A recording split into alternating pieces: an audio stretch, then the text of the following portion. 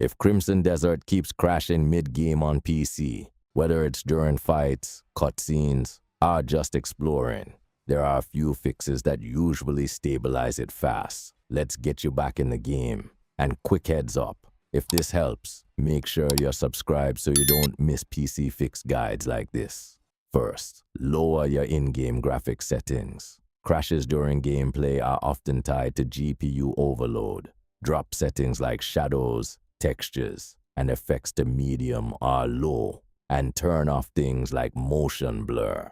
Next, update your graphics drivers. Go to NVIDIA or AMD's official site and install the latest version. Outdated drivers are one of the biggest causes of random crashes in newer games. Now check your temperature and performance. If your CPU or GPU is overheating, the game can crash to protect your system. Make sure your fans are working and nothing is running in the background that's pushing your system too hard.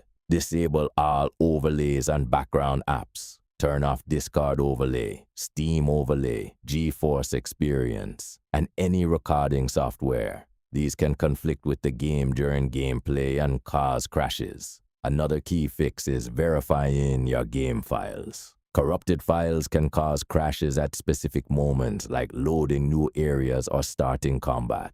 Use your launcher's verify option to repair anything missing. If crashes happen consistently in certain areas, try lowering resolution or switching to windowed mode.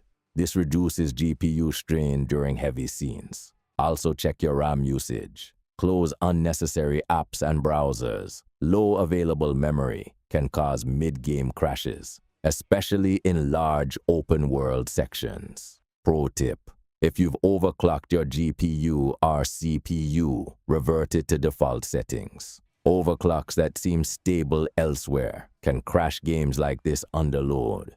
If this video helped you, hit the like and sub. If not, drop a comment with when the crash happens and your setup, and I'll help you dial it in.